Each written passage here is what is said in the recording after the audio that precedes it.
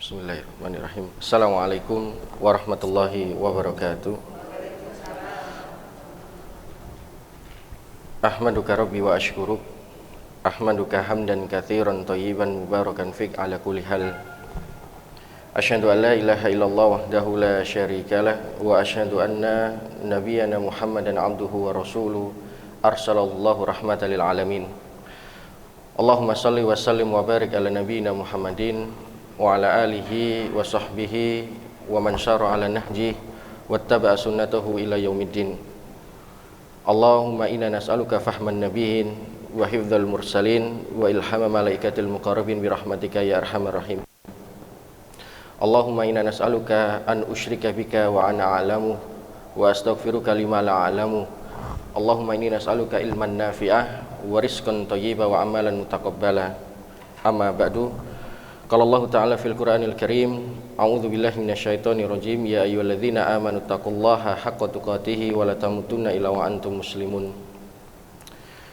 Para jamaah sekalian yang dimuliakan oleh Allah Subhanahu wa taala, bersyukur kita di sore yang mulia ini Allah Subhanahu wa taala masih memberikan kesempatan, kenikmatan sehingga kita dimudahkan langkah kaki kita menuju rumah Allah Subhanahu wa taala. Yang pertama, kita niatkan dan kita berniat untuk menuntut ilmu. Dan ini dipuji oleh Allah Subhanahu wa taala. Jadi orang yang ikhlas, orang yang niat memang dari rumah untuk keluar dari rumahnya, berniat untuk menuntut ilmu itu bukan hanya dipuji, tapi dijanjikan surga oleh Allah Subhanahu wa taala. Dan itu disampaikan oleh Nabi kita Muhammad sallallahu alaihi wasallam, man salaka tariqan yatlubu fi ilman salakallahu min tariqil jannah. Siapa yang berniat keluar dari rumahnya untuk menuntut ilmu agama Allah Subhanahu wa taala, maka insyaallah akan Allah menjanjikan surga bagi orang tersebut sampai dia kembali pada rumahnya. Jadi insyaallah panjenengan yang hadir di sini itu sudah punya kafling di surga insyaallah. Amin. Kemudian yang kedua, diawali dengan niat juga itu, kita ini termasuk orang-orang yang dipilih oleh Allah Subhanahu wa taala. Sampai ini juga dijanjikan oleh Allah Subhanahu wa taala kalau kita itu sebagai hambanya yang dikehendaki suatu kebaikan. Jadi berkah, makna berkah itu bertambahnya kebaikan. Ya, riwayat Bukhari kata Nabi sallallahu alaihi wasallam, "May yuridillahu bi khairan yukafihu fiddin." Siapa yang dikehendaki oleh Allah Subhanahu wa taala suatu kebaikan, maknanya bertambahnya satu kebaikan itu tandanya seseorang itu akan dijadikan yukafihu fiddin. Orang itu faham tentang ilmu din, agama Allah Subhanahu wa taala ini. Sehingga kalau panjenengan memang sudah diniatkan dari rumah untuk menuntut ilmu, hadir di majelis-majelis ilmu, dan insya Allah saat ini sudah diberikan kemudahan dengan fasilitas yang ada, insya Allah ibu semua yang hadir di sini adalah orang-orang yang dipilih oleh Allah Subhanahu wa taala untuk dikehendaki bertambahnya kebaikan dari Allah Subhanahu wa taala. Para jamaah sekalian yang dimuliakan oleh Allah Subhanahu wa taala, salawat dan salam senantiasa kita curahkan. Kita tidak boleh lupa terhadap jasa-jasa beliau yang satu ini. Para ulama, bahkan seluruh umat Islam sepakat beliau ini adalah satu-satunya manusia terbaik. Dengan diutusnya beliau ini, kita jadi keluar dari masa jahiliyah juhala, dari masa kebodohan, dari masa kesyirikan. Kemana? Menuju masa ketauhidan kepada Allah Subhanahu wa taala. Dengan diutusnya beliau kita tahu mana halal mana haram. Diutusnya beliau kita ditunjukkan bagaimana kita beribadah yang benar kepada Allah Subhanahu wa taala. Dan manusia ini para jamaah sekalian, sekali kita bersolawat dibalas 10 kali kebaikan oleh Allah Subhanahu wa taala. Jadi saya rasa tidak ada momentum yang tepat selain setiap saat kita yang sebagai mengaku umat beliau tidak membasahi lisan ini dengan bersalawat pada baginda Nabi Muhammad sallallahu alaihi wasallam. Para jamaah sekalian yang dimuliakan oleh Allah Subhanahu wa taala, kesempatan sore hari ini saya mau menyampaikan tentang tauhid. Jadi tauhid itu salah satu permasalahan penting dalam agama kita. Bahkan itu adalah pondasi. sampai Rasulullah Shallallahu Alaihi Wasallam beliau diutus itu pertama kali gitu ya. Selain untuk menyempurnakan akhlak, beliau itu juga diutus untuk ya membawa risalah tauhid ini. Bahkan dari semua nabi dari Adam alaihi wassalatu wassalam, ayah kita, sampai nabi kita yang terakhir Muhammad Shallallahu Alaihi Wasallam, semua itu membawa satu risalah yang sama, membawa tujuan dakwah yang sama. Apa itu? Mentauhidkan Allah Subhanahu wa taala. Ya. Sampai Rasulullah Shallallahu Alaihi Wasallam ini juga menyampaikan dalam salah satu hadisnya, umirtu an uqatilunan nas hatta asyhadu alla ilaha illallah wa anna muhammadar rasulullah. Saya ini, kata Rasulullah, diutus itu untuk mendakwai kalian, bahkan gitu ya, sampai memerangi kalian. Untuk apa? Bersyahadat. Sampai kalian mau mengucapkan asyhadu alla ilaha illallah wa anna muhammadar rasulullah. Saya bersaksi tiada Tuhan yang berhak diibadahi dengan benar, dengan semurni-murninya ibadah kecuali Allah Subhanahu wa taala. Dan juga bersaksi bahwa saya ini, kata Rasulullah, saya ini juga manusia biasa. Saya tidak seperti yang kalian kira. Saya ini orang pintar, bisa meramal gitu ya. Bahkan sampai ya kalian puji yang berlebihan, menyamakan saya dengan Rabb kita Allah Subhanahu wa taala. Lah, saya duduk sebagaimana kalian duduk. Saya makan sebagaimana kalian makan gitu. Saya hanya manusia biasa. Hanya saja saya ini manusia juga diberikan wahyu oleh Allah Subhanahu wa taala, dipercaya oleh Allah Subhanahu wa taala, dan dipilih oleh Allah Subhanahu wa taala untuk membawa risalah ini. Apa itu? Dinul Islam, mentauhidkan Allah Subhanahu wa taala. Jadi kita ini juga harus sadari, ibu-ibu sekalian, bahwa memuji Rasulullah itu memuji dengan hal yang wajar ya, tidak boleh berlebihan. Karena kalau berlebihan itu Gulu itu berlebihan dalam agama kita juga tidak baik, tidak boleh. Ya, sampai ada salawat itu kan yang berlebihan sekali, menyamakan Rasulullah itu bagaikan nurnya matahari, kan gitu ya. Nah, ini salawat karangan-karangan yang batil, tidak boleh. Tentu ini bertentangan. Tetap Rabb kita Allah Subhanahu wa taala yang paling utama. Rasul Nabi kita Muhammad SAW, naam, beliau sebagai ya Nabi kita yang wajib kita imani risalahnya. Namun kita tidak boleh memuji secara berlebihan. Ya, sebagaimana orang-orang saat ini banyak sekali berlebihan memuji Rasulullah, memuji sewajarnya. Makanya saya sering ditanya, ya Ustadz, bagaimana kalau kita memuji Rasulullah dengan hal yang wajar? Minimal kita membaca salawat Ibrahimiyah, ya, salawat yang di ayat terakhir itu, ya. Allahumma sholli ala Muhammad wa ala ali Muhammad. Sudah, itu sudah cukup, itu sudah paling afdol. Baik, para jamaah sekalian yang dimuliakan oleh Allah Subhanahu wa taala, mengingat masalah tauhid ini adalah masalah yang penting, pondasi dalam agama kita. Seseorang itu tidak akan mengenal agama Islam ini udkhulu fi silmi kafah secara keseluruhan gitu ya, kalau dia tidak bertauhid pada Allah Subhanahu wa taala. Tauhid ini pondasi seseorang dalam menerima nikmat dari Allah Subhanahu wa taala. Makanya saya sering membahasakan makna la ilaha illallah yang kita mungkin semua hafal ya. Itu maknanya sebetulnya bukan tiada Tuhan selain Allah. Karena kalau kita bicara tiada Tuhan selain Allah, orang-orang kafir, orang-orang di luar kita juga mengaku punya Tuhan, kan gitu ya. Tapi makna kata para ulama, makna la ilaha illallah yang benar adalah la ma'buda bihaqqin illallah. Tidak ada sesembahan yang berhak disembah, diibadahi dengan benar kecuali Allah Subhanahu wa taala. Itu makna la ilaha illallah yang sebenarnya. Buah dari la ilaha illallah, la ma'budu bihaqqin illallah ini, kita diberikan banyak nikmat oleh Allah Subhanahu wa taala. Saya sering sampaikan dalam mukadimah saya kalau saya ceramah khutbah Jumat, berapa banyak nikmat yang sudah Allah Subhanahu wa taala berikan pada kita. Mulai dari diizinkannya kita dibangunkan oleh Allah Subhanahu wa taala dari tidur malam kita.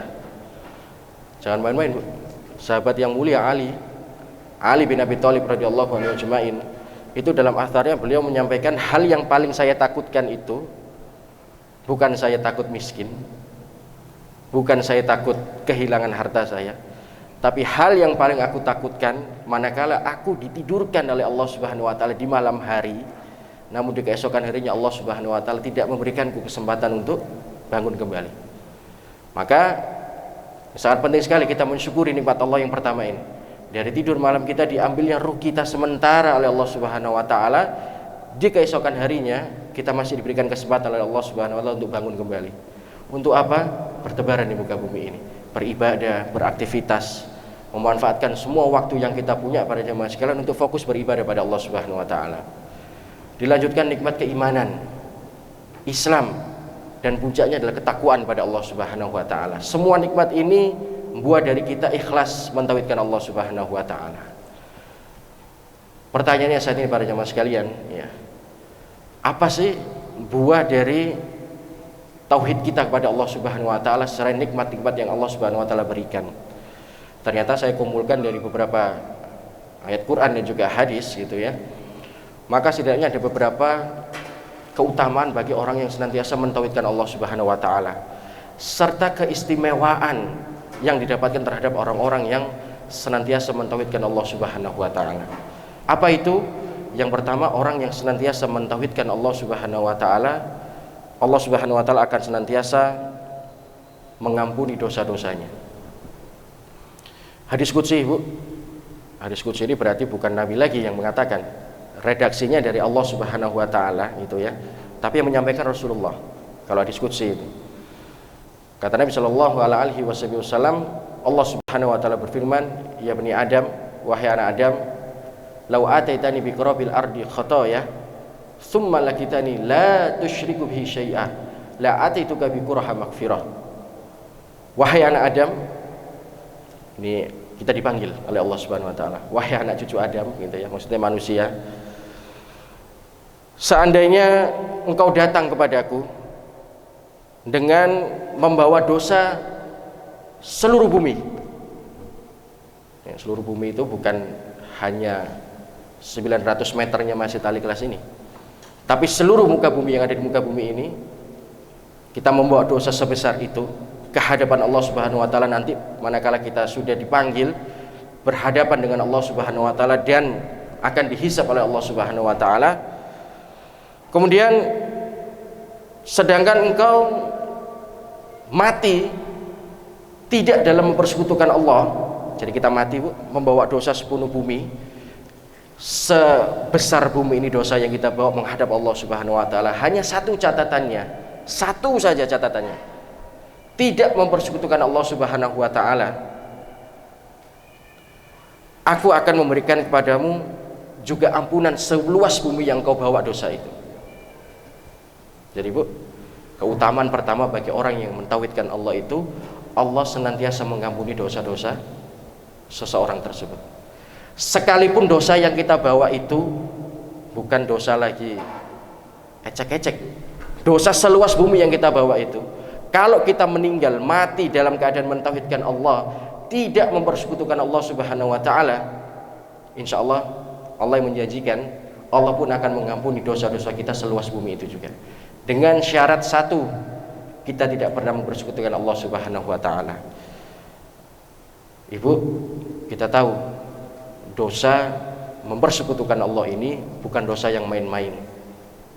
Sampai Allah Subhanahu wa taala itu mengatakan dalam Al-Qur'anul Karim dalam surat Al-Bayyinah, saya yakin insyaallah Ibu hafal semua. Allah Subhanahu wa taala mengatakan, "A'udzubillahi minasyaitonirrajim. Innalladzina kafaru min ahlil kitab." Ahlil kitab itu Yahudi wan Nasara. Jelas itu ya, mereka Yahudi Nasara itu tidak beriman pada Allah Subhanahu wa taala, mempersekutukan Allah Subhanahu wa taala. Wal musyrik, dan juga orang-orang musyrik, innalladzina kafaru min ahlil kitab wal musyrik, dan orang-orang yang mempersekutukan Allah Subhanahu wa taala. Di mana mereka nanti itu? Finnar, dalam nerakanya Allah Subhanahu wa taala. Neraka apa? Neraka itu kan ada tingkatannya, Bu ya. Tadi pagi yang ikut saya ngaji pasti tahu, ada tahapannya.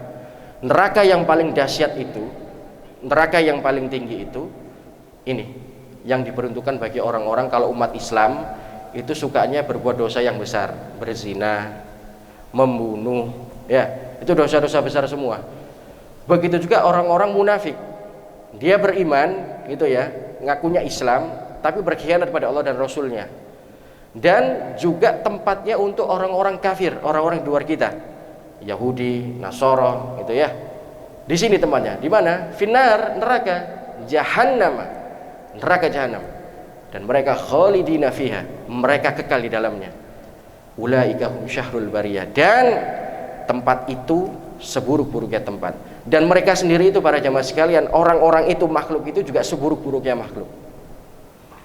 Maka sering sekali kita kalau mendengar bahwa dakwah Rasulullah Shallallahu Alaihi Wasallam 13 tahun itu mendakwakan tentang tauhid. Tauhid terus yang didakwakan. Karena kalau orang mati dalam keadaan mempersekutukan Allah Subhanahu wa taala, tidak ada ampunan. Innallaha yusyraka bihi wa yaghfiru ma duna dzalika liman yasha. Dalam surat An-Nisa Allah mengatakan seperti itu, Bu ya. Allah tidak akan mengampuni dosa kesyirikan. Wa yaghfiru ma duna dzalika liman yasha, dan Allah mengampuni dosa selain kesyirikan. Ini kalau saya bicara seperti ini jangan disalahpahami seakan-akan ya boleh Ustaz saya berbuat dosa. Lah, tidak. Kita nih, Bu, tidak maksum. Maksum itu tidak bebas dari dosa. Yang maksum itu hanya Rasul wal Anbiya, Rasul dan para nabi. Kita ini manusia itu sudah diberikan stempel oleh Rasulullah Sallallahu Alaihi Wasallam.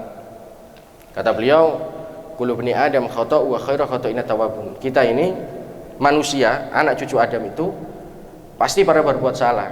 Mustahil sekelas kiai, ulama, profesor, doktor tidak pernah tergelincir dengan yang namanya kemaksiatan kepada Allah Subhanahu wa taala. Tergelincir dalam kekhilafan mustahil, tidak pernah. Pasti pada berbuat salah. Loh, Nabi lo yang nyampaikan. Masa mau kita tidak percaya? Tapi sebaik-baik orang berbuat salah, pada jemaah sekalian, dia tahu sudah bermaksiat, kemudian dia sadar, wa khairu khata'ina tawwabun. Kemudian dia segera beristighfar, bertaubat mohon ampun kepada Allah Subhanahu wa taala. Jadi, Bu, yang pertama, keutamaan orang yang bertauhid itu Allah akan ampuni dosa-dosanya selama dia menghadap Allah Subhanahu wa taala nanti ketika menjumpai ajalnya tidak mempersekutukan Allah Subhanahu wa taala. Ini yang penting, Ibu, difahami era modern saat ini. Mempersekutukan Allah itu bukan hanya kita menjadi kafir, orang-orang di luar kita, tapi mempersekutukan Allah itu membuat tandingan ibadah, minta sama Allah pakai perantara orang lain, orang-orang pintar, ya tidak boleh. Ini syirik, mempersekutukan Allah Subhanahu wa taala. Berapa banyak orang saat ini, Bu, terkecoh dengan penampilan, pakai jubah, pakai gamis, bawa tasbih, ya, jenggotnya panjang, dibilang ini orang pintar, ini alim ulama. Itu hanya kedok. Kalau dia memberikan amalan-amalan yang tidak dicontohkan oleh Al-Quran dan hadis, atau mungkin amalan-amalan itu nyeleneh gitu ya, patut diwaspadai. Biasanya orang-orang seperti itu ya kerjasama sama jin. Bisa nebak, oh ini nanti di sana hujan, nanti di sana itu akan roboh pohonnya. Nah, ini luar biasa. Ini hati-hati kita. Ini dukun-dukun modern era saat ini seperti itu. Dukun sekarang tidak mengerikan lagi, Bu. Pakai celak hitam, pakai kalung tasbih, pakai tengkorak. Enggak, sekarang lebih modern lagi. Kita waspada. Ini juga yang menjadi penyebab kita bisa terhambat masuk ke dalam surganya Allah dan masuk ke dalam nerakanya Allah Subhanahu wa taala. Dan kita berlindung pada Allah Subhanahu wa taala dari perbuatan-perbuatan semacam ini. Itu yang pertama, Ibu. Kemudian yang kedua, keutamaan bagi orang-orang yang bertauhid itu adalah Allah akan menghilangkan kesulitan serta kesusahan manakala dia hidup di dunia.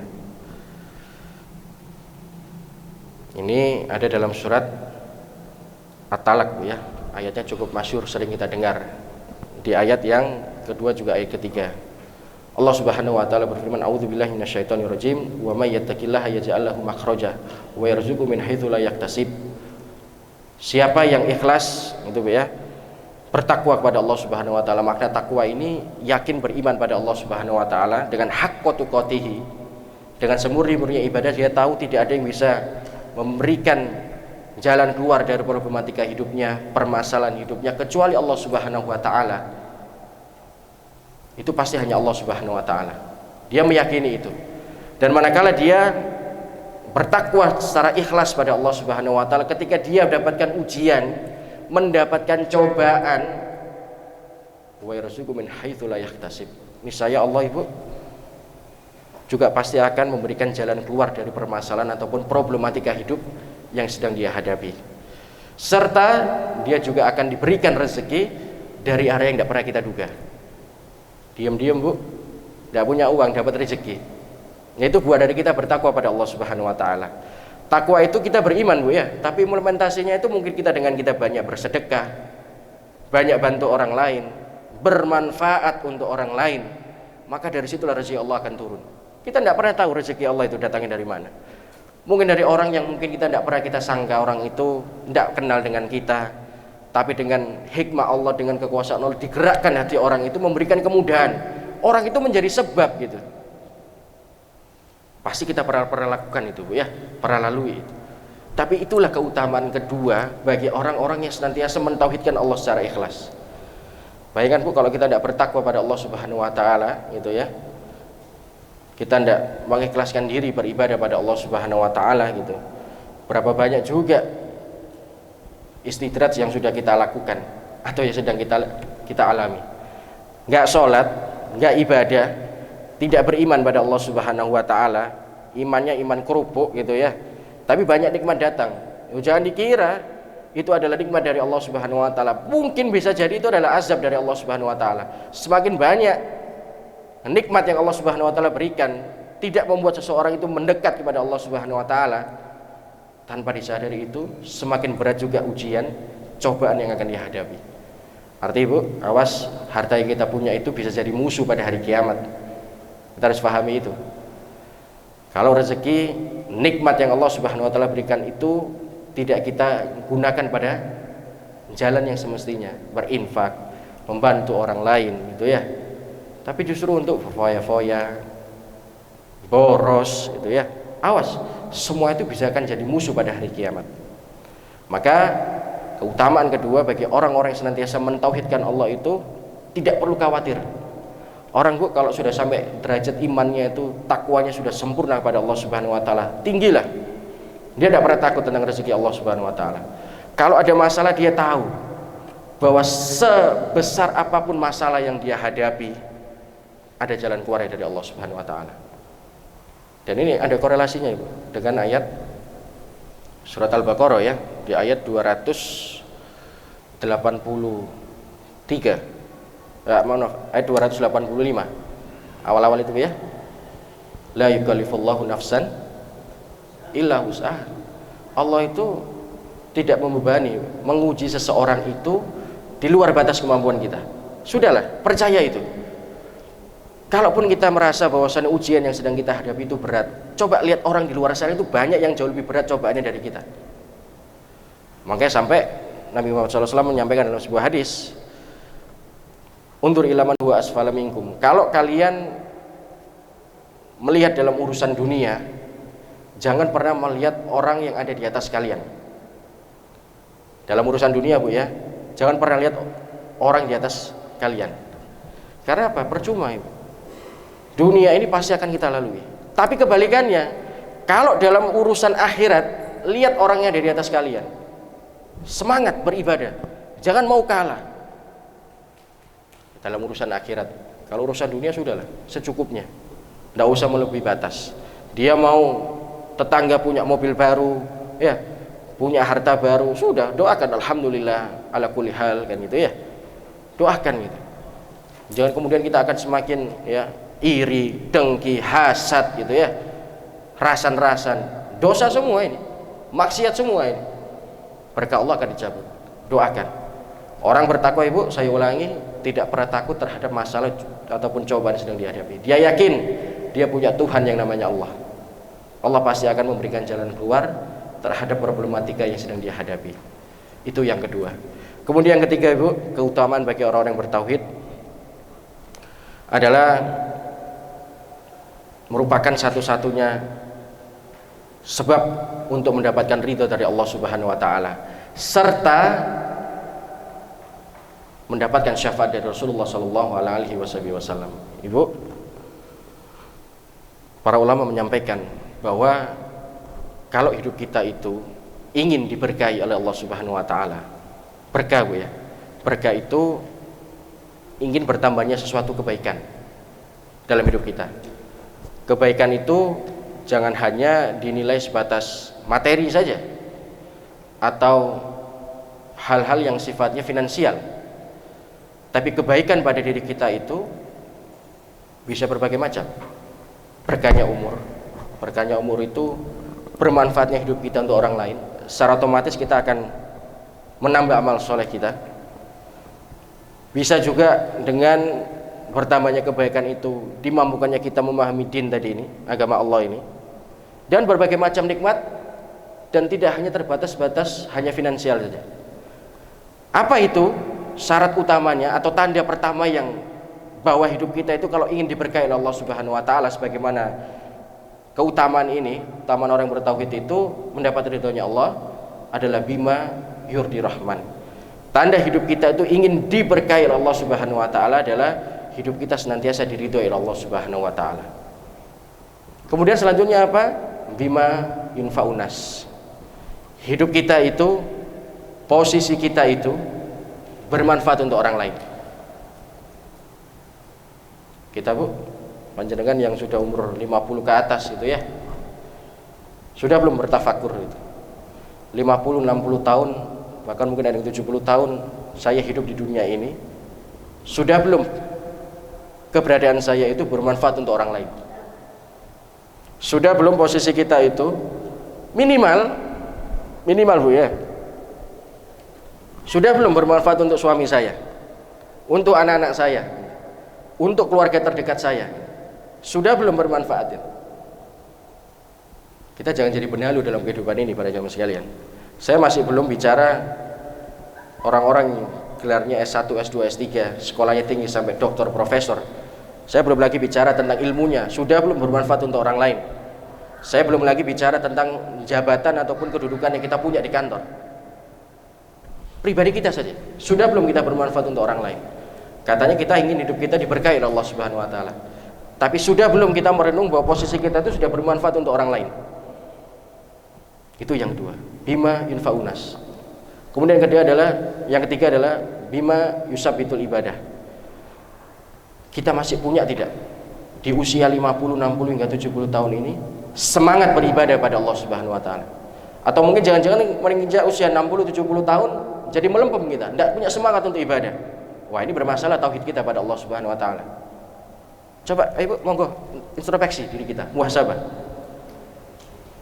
Jangan sampai kemudian kita sudah diberikan nikmat oleh Allah Subhanahu wa taala, diberikan berkah umur Bu ya. Berkah umur itu bukan panjang umur Bu. Berkah umur itu umurnya yang dia punya itu senantiasa diberikan kebaikan-kebaikan oleh Allah Subhanahu wa taala.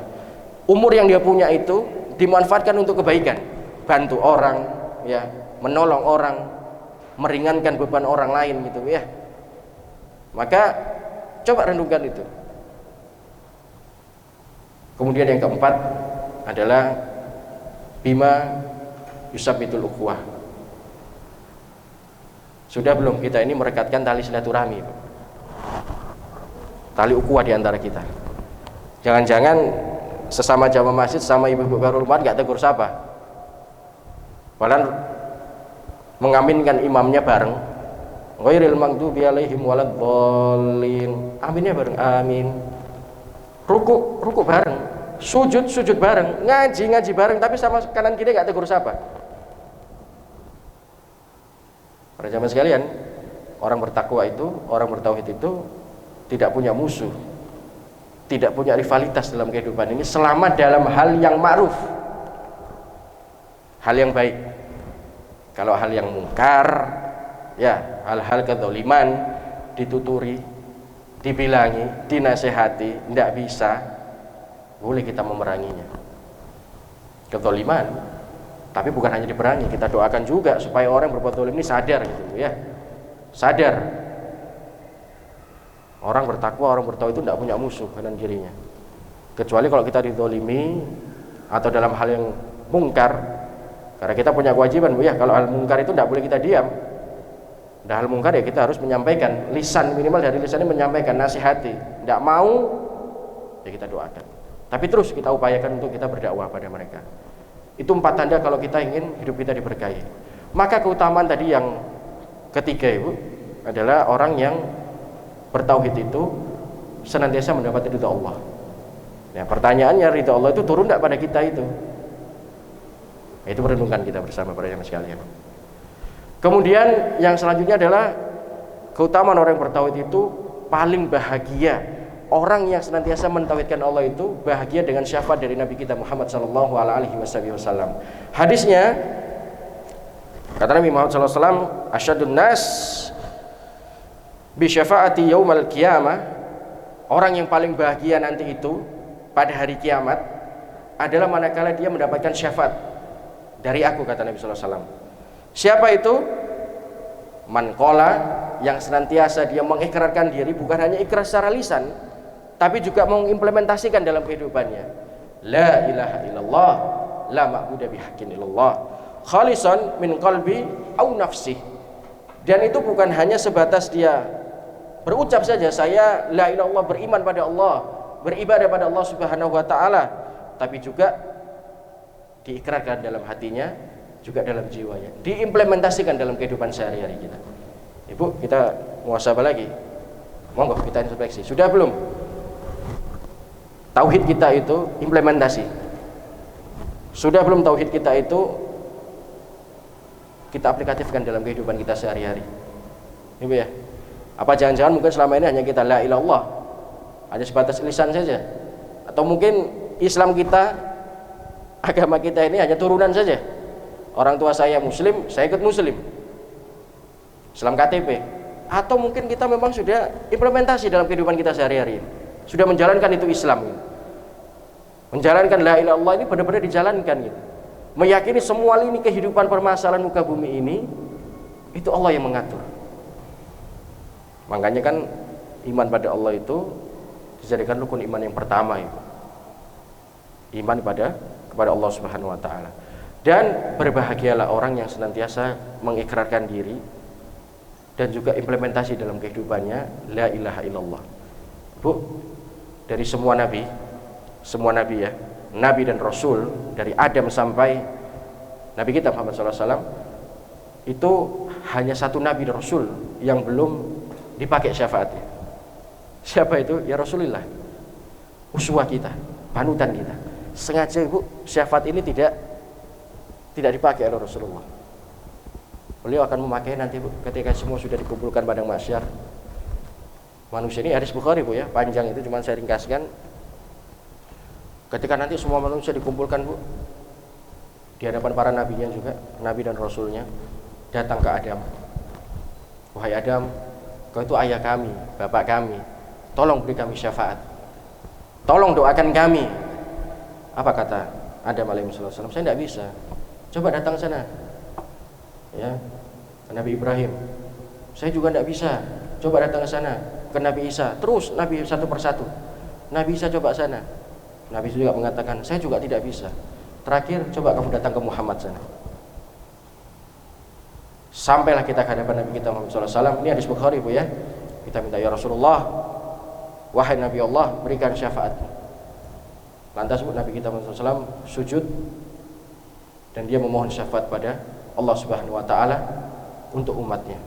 Lantas terdengar Bu suara dari langit, wahai Muhammad, angkat kepalamu. Sesungguhnya aku telah turunkan syafaat untuk umatmu terhadap orang-orang yang kau doakan.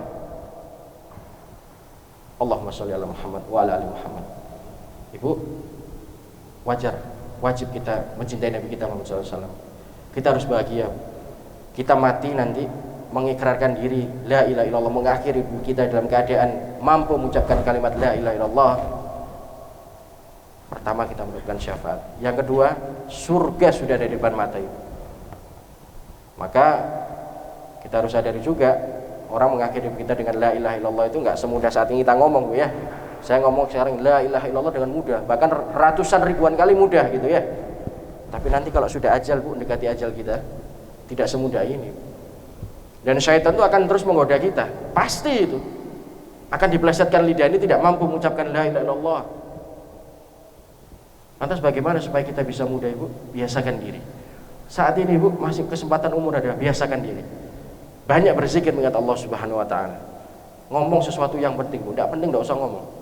Bukan ahlinya juga jangan ngomong. Bahaya sekali. Karena itu kita itu terbawa suasana, Bu. Sesuatu yang tidak penting kita omongkan, kita ngomong. Syaitan masuk akhirnya. Sibukkan diri ala bidzikrillah. Mengingat Allah Subhanahu wa taala. Tatmainnul qulub. Zikir itu, Bu, kita baca dengan khusyuk, dengan tenang itu nenteramkan hati, menenangkan jiwa. Latihan kita sehingga nanti di akhir hidup kita mampu mengucapkan la ilaha illallah, akhiru kalamihi dakhalal jannah. Agar hidup kita, Bu, diakhiri dalam keadaan husnul khatimah, dan biidznillah dengan izin Allah Subhanahu wa taala bisa masuk ke dalam surganya Allah Subhanahu wa taala. Itu yang keempat, Ibu. Kemudian yang kelima, Ibu. Ya, kelima, Bu ya. Keutamaan orang-orang yang bertauhid. Saya minum dulu, Bu ya.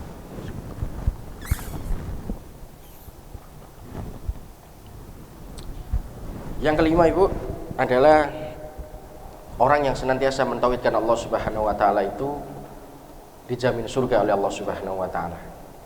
Ini bab tersendiri lagi, Bu. Kalau tadi syafaat, ini sekarang surga. Kata Nabi Muhammad SAW, man mata wa huwa ya'lamu annahu la ilaha illallah dakhalal jannah. Barang siapa yang mati dan dia meyakini, Bu, tiada ilah Tuhan, Rabb kita selain Allah Subhanahu wa taala, tidak ada. Dia pokoknya tidak ada Tuhan lah, hanya Allah yang kita imani. Dan lama Buddha bihaqqin ilallah, kita ibadah dengan benar. Benar itu sesuai dengan tuntunan Al-Quran dan hadis, bukan semau kita ya. Sesuai Quran dan hadis, sesuai petunjuk Nabi besar Muhammad SAW. Dengan benar, dakhalal jannah, niscaya dia akan masuk dalam surganya Allah Subhanahu wa taala. Ibu, memang kelihatannya mudah. Hadis ini kalau hanya difahami seakan-akan kita mengucapkan la ilaha illallah saja, kita pasti akan masuk surga, seakan-akan ya sudah Ustaz, saya tidak perlu beribadah, gitu, Bu ya. Bukan seperti itu. Maknanya di sini adalah kita mengikrarkan diri la ilaha illallah, tapi kita implementasikan dengan amal-amal perbuatan kita. Makanya lanjutan dari sini adalah bahwa ya'lamu annahu la ilaha illallah, mengimani Allah dan beribadah pada Allah dengan benar. Maknanya kita diperintahkan untuk beribadah. Beribadah, Bu, sesuai dengan tuntunan Quran dan Sunnah, Al-Quran dan juga hadis Nabi Muhammad SAW. Jangan semaunya sendiri.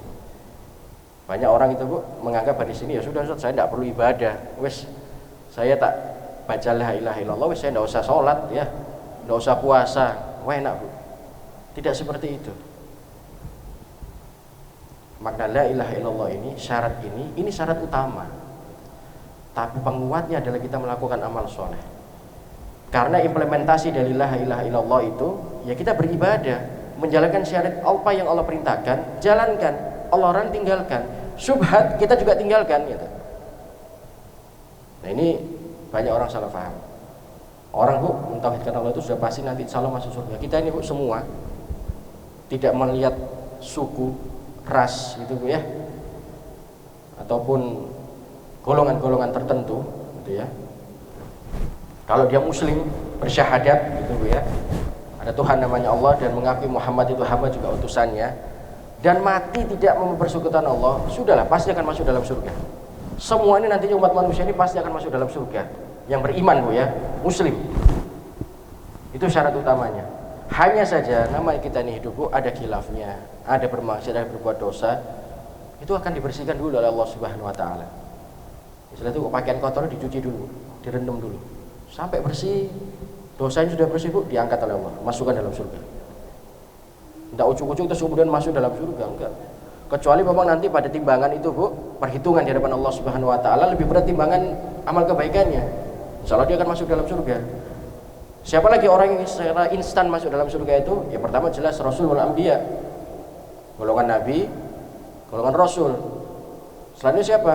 Syuhada, orang-orang yang mati jihad di jalan Allah Subhanahu wa taala. Para siddiqin dan orang-orang soleh, orang-orang yang memang dia lebih banyak amal kebaikannya. Ini jangan disalah pahami ya, bahasa saya seakan-akan ya Ustaz, kalau semua nanti sudah ujung-ujung masuk surga bisa saya nggak usah ibadah gitu. Wah, ini keliru, jangan disalah pahami. La ilaha illallah itu syarat utama. Maksudnya syarat utama itu dia mengikrarkan, dia beriman pada Allah Subhanahu wa taala, tapi tetap harus diimplementasikan. Jangan kemudian hanya la ilaha illallah saja tapi tidak beramal soleh, tidak sholat, tidak puasa, tidak zakat. Ya justru akan jadi masalah ini, kan gitu ya. Berarti la ilaha illallah juga kita hanya sebatas lisan saja. Itu yang kelima, Bu. Yang terakhir, Ibu, yang keenam, bagi orang-orang yang senantiasa, Ibu, mentauhidkan Allah Subhanahu wa taala itu, Allah akan memberikan kemenangan serta pertolongan dan juga kejayaan. Ya, memang ayat ini memang terkhusus bagi orang-orang yang senantiasa memberikan pertolongan pada Allah Subhanahu wa taala. Tapi ini juga disampaikan oleh para ulama, orang-orang senantiasa tauhid pada Allah Subhanahu wa taala itu kita harus yakin kita itu pasti akan ditolong oleh Allah Subhanahu wa taala. Mustahil, Bu, orang bertauhid itu secara ikhlas. Kalau tauhidnya benar, Bu, ya, beriman pada Allah Subhanahu wa taala benar gitu ya. Mustahil dia tidak akan ditolong oleh Allah Subhanahu wa taala. Allah Subhanahu wa taala berfirman dalam surat Muhammad. Surat Muhammad itu surat ke-47, ayat yang ke-7. Allah berfirman, "A'udzubillahi minasyaitonirrajim, ya ayyuhalladzina amanu in tansurullaha yansurkum wa yutsabbit aqdamakum." Wahai orang-orang beriman, kalau kamu menolong agama Allah Subhanahu wa taala, lihat, Bu, lanjutan ayat ini, niscaya Allah pun pasti akan menolong kalian. Maknanya, Ibu, manakala kita diberikan cobaan oleh Allah Subhanahu wa taala, Allah sedang ingin memperhatikan kita, Bu, ya, sedang ingin fokus pada diri kita. Kita pasti akan diuji oleh Allah Subhanahu wa taala.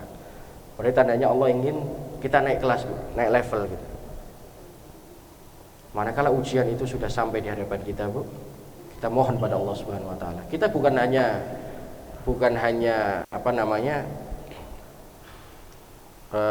berusaha saja menyelesaikan permasalahan itu, lah, Bu. Tapi kita juga harus diiringan dengan doa, minta pertolongan pada Allah Subhanahu wa taala. Dan kita harus yakin pertolongan Allah itu pasti akan datang. Kapan, Bu, di mana, wallahu a'lam.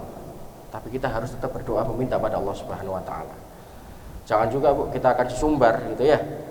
Wah, dengan kehebatan saya, ya, dengan status sosial yang saya punya gitu, Bu, ya, kekayaan saya gitu, bisa menyelesaikan. Bu, dalam surat Al-Baqarah itu Allah mengatakan, walanabluwannakum bisyai'in minal khaufi wal ju' wa naqsin minal amwali wal anfusi wath thamarat wa basyirus sabirin. Allah itu pasti akan menguji kalian dengan rasa ketakutan, kelaparan, dan buah-buahan. Wal khauf, rasa takut itu, Bu. Bisa, Bu, rasa takut itu diselesaikan dengan uang? Tidak. Bisa orang yang ketakutan itu didatangi malaikat maut gitu nanti, Bu, ya, mau dicabut nyawanya, diselesaikan pakai uang? Tidak bisa. Siapa yang bisa memberikan pertolongan? Hanya Allah Subhanahu wa taala. Ketika kita ditindas suatu kezaliman, Ibu, kita berupaya gitu. Tapi apakah bisa kita juga menyelesaikan dengan uang? Tidak. Tetap semua itu Allah yang memberikan pertolongan. Kalaupun kita punya harta kekayaan, punya status sosial yang lebih, itu hanya sebab saja. Tetap pertolongan Allah itu datangnya dari Allah Subhanahu wa taala. Bukan jabatan yang kita punya, bukan harta yang kita punya, lah. Kepintaran yang kita punya, lah. Bu, orang yang sombong itu merasa otaknya main, pintar itu, ya. Secuil saja sarafnya diambil oleh Allah Subhanahu wa taala, jadi bodoh, Ibu. Percaya saya. Jadi bodoh. IQ-nya tinggi, Bu. Sarafnya diputus oleh Allah Subhanahu wa taala, jadi bodoh. Tidak semua, Bu, permasalahan yang kita hadapi ini di dunia ini itu bisa kita selesaikan dengan harta kita. Tidak. Tapi yang bisa menyelesaikan itu hanya Allah Subhanahu wa taala. Bagaimana Allah akan memberikan pertolongan itu, Ibu? Dengan cara kita mentauhidkan Allah Subhanahu wa taala. Mentauhidkan juga bukan hanya ketika kita lagi susah ingat Allah, kemudian lagi senang kita jadi ateis, akan-akan tidak punya Tuhan namanya Allah. Kan gitu Bu ya, kebanyakan orang Bu ya. Beriman, percaya adanya Allah ketika lagi susah, di bawah sekali. Orang tidak ada yang mau kenal dia, tidak ada yang mau tolong dia. Agamis sekali. Muazin belum datang sudah di masjid, ya Allah tolong saya. Tapi kalau nikmat sudah datang, istidraj Bu, apalagi jadi ateis. Tahu Pak ateis Bu ya? Tidak percaya dari Tuhan, tidak dekat dengan Tuhan, lupa dengan Tuhannya. Seakan-akan nikmat yang dia punya itu, harta yang saya punya, kerja keras saya gitu. Oh, ini bahaya sekali. Kan sama Bu ya, kayak Allah kisahkan tentang orang-orang ateis itu dalam surat Al-Ankabut itu. Allah berfirman, A'udzubillahi minasyaitonirrajim wa idza raqibul fil fulk da'wallaha mukhlishina lahuddin. Dan manakala kendaraan yang dia gunakan itu Bu ya, orang-orang ateis itu, pesawatnya ataupun kapalnya sedang terombang-ambing akan jatuh Bu, orang-orang ateis itu akan secara ikhlas Bu, da'wallaha mukhlishina lahuddin, nadakan tangan Bu. Dia pertama tidak percaya ada Tuhan, tidak percaya adanya Allah. Tapi ketika dia sudah di tengah lautan, kapalnya akan tenggelam, di udara pesawatnya akan jatuh, seakan-akan dia kemudian akan mengangkat tangannya Bu. Serentak langsung katakan, ya Allah, secara ikhlas Bu, selamatkan kami. Falamma najau ilal birri. Tapi ketika Allah Subhanahu wa taala sudah Bu menyelamatkan seseorang itu, orang-orang ateis tadi, apa yang lakukan Bu? Dia kembali mempersekutukan Allah Subhanahu wa taala. Jadi Bu, kalau sekarang kemudian kita merasa kita bisa menyelesaikan seluruh permasalahan hidup kita sendiri dengan apa yang kita punya, awas Bu, jangan takabur, jangan sombong. Itu tidak ada apa-apanya. Allah berkehendak, Allah cabut itu nikmat itu, selesai hidup kita.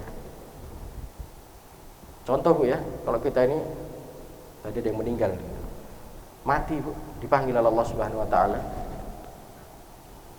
Orang apa? Bersedih berlebihan Bu. Paling orang hanya bisa mengucapkan innalillahi wa inna ilaihi rajiun. Ya Bu ya. Apa kemudian setiap hari datang ke kuburan kita? Setiap hari mendoakan kita. Keluarga kita Bu mentok. Ya, mentok ini Bu ya. Mengingat kita 2 sampai 5 bulan. Selebihnya mungkin hanya anak istri kita saja yang rajin mendoakan Bu ya. Orang lain mungkin ada yang mendoakan tapi tidak semua. Maka kita harus renungkan ini, kita tafakuri bahwa kehidupan dunia ini wa mal hayatud dunya illa mataul ghurur. Guyonan, dagelan, senda gurau. Maka kita jangan pernah menyombongkan segala sesuatu yang bisa menyelesaikan itu selain dari kita menjadi sebab, itu adalah pertolongan dari Allah Subhanahu wa taala. Saya rasa itu Bu. Saya kasih kesempatan dulu yang ingin bertanya atau yang kita ingin diskusikan sebelum nanti kalau masih ada waktu kita lanjutkan. Silakan kalau ada yang ingin bertanya. Ibu, ada yang mau bertanya?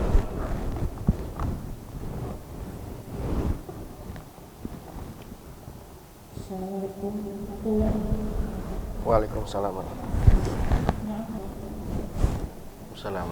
Baik, pertanyaan juga sudah sering Bu ya saya mendapat pertanyaan semacam ini gitu.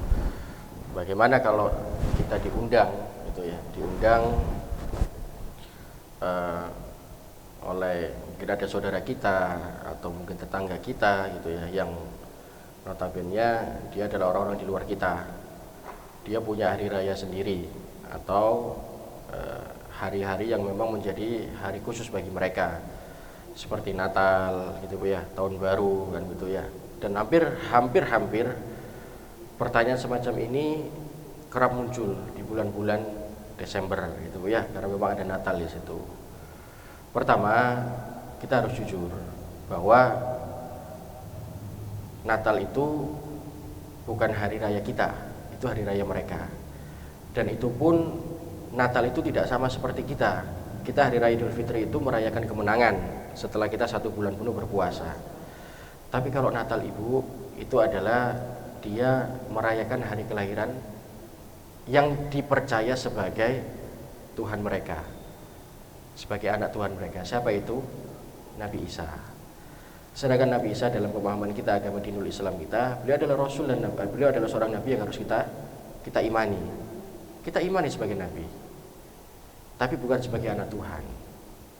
Nah, pemahaman mereka orang-orang di luar kita adalah dia sebagai anak Tuhan, kan gitu ya. Sehingga kalau pada saat itu kita memberikan ucapan selamat gitu ya, berarti sama dengan kita memberikan selamat bahwa Tuhan itu punya anak. Padahal kalau sholat itu rajin sekali kul huwallahu ahad.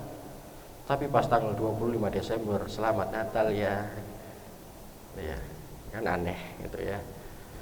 Itu yang pertama, itu karena hal umum terjadi kan gitu ya. Jangan lagi dibantah, ya itu hanya sekedar kata-kata gitu. Kita harus waspada, ini syubhat itu remang-remang nggak jelas gitu.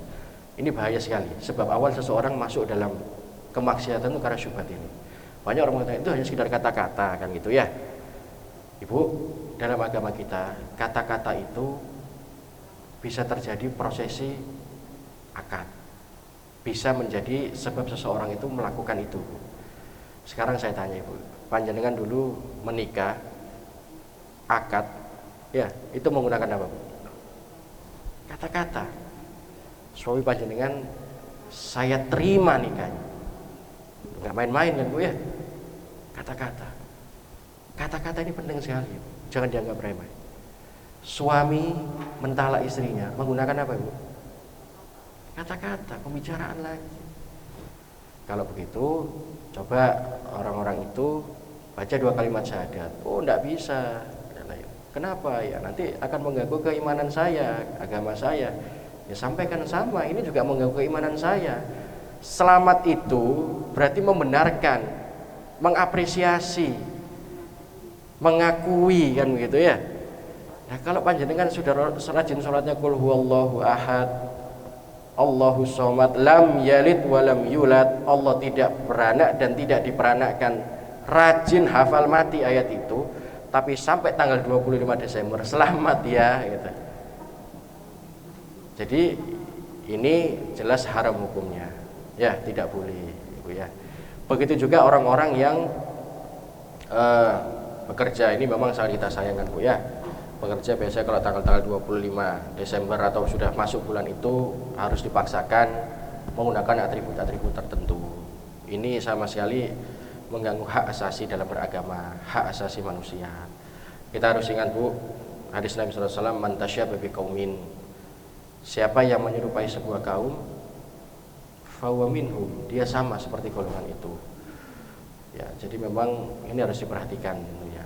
Nah, menyangkut pertanyaan ibu tadi, bagaimana kalau kita diundang? Tentu ibu, apapun judulnya, mau beda hari, sehari, 2 hari, 3 hari, seminggu, karena momentumnya masih Natal pada saat itu bu ya. Ya tetap pasti seseorang itu mengundang kita karena momentum Natal. Lebih baik kita tidak hadiri. Kita berlindung pada Allah Subhanahu wa taala dari bahaya-bahaya syubhat semacam ini. Kita tidak pernah tahu bu ya. Bahaya-bahaya syubhat ini itu awal terjerumusnya kita dalam melakukan yang Allah haramkan gitu. Walaupun mundur 1 hari, 2 hari bu ya, tetap intinya kan dia mengundang kita itu karena apa? Momentum Natal bu ya, momentum Natal ya. Kecuali kalau memang tidak ada momen-momen tertentu terus kemudian dia mengundang kita gitu bu ya, hanya sekedar makan-makan, walaupun dia orang-orang kafir, orang-orang di luar kita gitu bu ya, boleh gitu ya. Yang penting makanannya halal ya, makanannya halal, sifatnya halal, jenisnya halal, itu tidak apa-apa. Jadi saran saya lebih baik ditinggalkan, jangan dihadiri bu ya. Nanti cari momentum lain atau bulan-bulan lain gitu ya, tapi niatkan dari diri kita silaturahmi. Kalau dia yang mengundang itu kan judulnya nanti beda bu ya, judulnya ya memang untuk Natal tadi itu.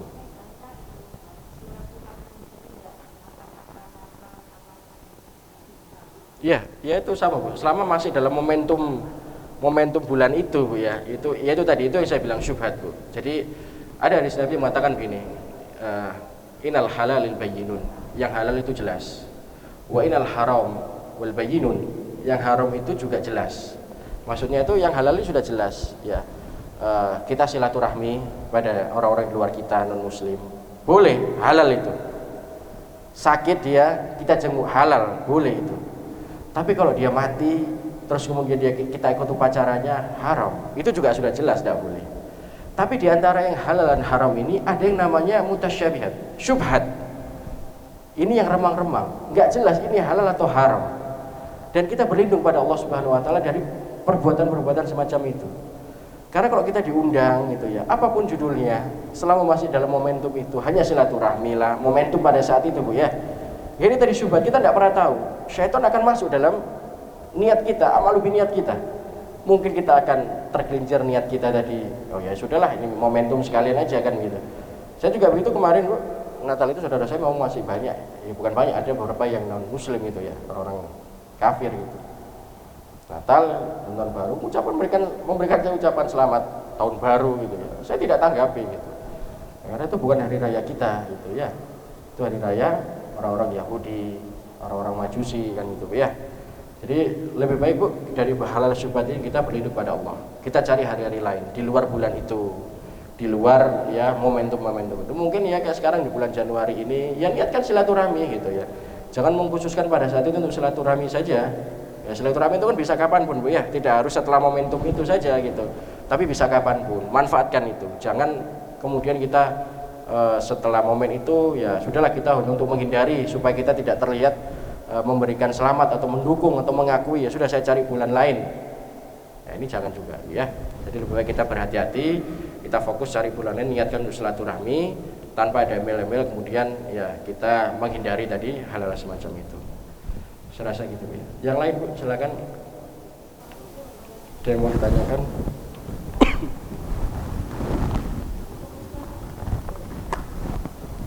Baik, cukup Bu ya. Sudah jam 5 lebih. Semoga Allah Subhanahu wa taala berkahi pertemuan kita ini dan dijadikannya ilmu yang didengarkan bermanfaat untuk panjenengan semua, begitu juga saya menyampaikan. Semoga Allah Subhanahu wa taala istiqomahkan kita di atas iman dan Islam dan mengakhiri hidup kita dalam keadaan husnul khatimah. Dan kita juga tidak lupa Bu, mari kita doakan Allah yarham Ustadz kita, Ustadz Dr. Andes Haji Abdul Aziz MPDI. Beliau yang harusnya mengisi hari ini Bu ya. Beliau dipanggil oleh Allah Subhanahu wa taala. Semoga Allah Subhanahu wa taala menerima seluruh amal ibadah beliau. Dengan ilmu yang selama ini mungkin beliau sudah sampaikan kepada jamaah sekalian, baik bapak-bapak dan ibu, bermanfaat menjadi pempertimbangan beliau pada hari kiamat nanti, menjadi hujah beliau, menjadi penolong beliau nanti di hadapan Allah Subhanahu wa taala. Kita doakan juga keluarganya Ibu, semoga keluarga ditinggalkan diberikan kekuatan dan ketabahan oleh Allah Subhanahu wa taala. Dan kita doakan semoga beliau kemarin dipanggil oleh Allah Subhanahu wa taala dalam keadaan husnul khatimah. Dan insya Allah Bu, kita semua nanti akan reuni di dalam surganya Allah Subhanahu wa taala. Kita bermunajat kepada Allah Subhanahu wa taala. Al-Fatihah.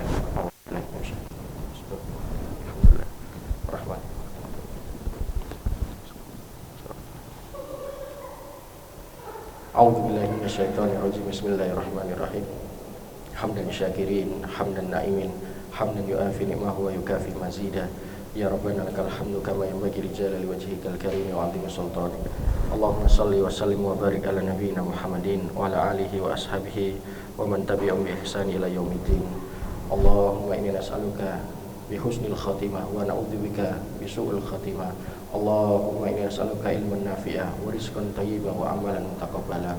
Allahumma inni a'udzubika an usyrika bika wa ana a'lamu wa astaghfiruka lima la a'lamu. Allahumma inna nas'aluka fahman nabiyyin wa hifdzal mursalin wa ilhamal malaikatil muqarrabin bi rahmatika ya arhamar rahimin. Allahumma inna a'udzubika min adzabi jahannam wa min adzabil qabri wa min fitnatil mahya wa mamati wa min syarri fitnatil masiih dajjal.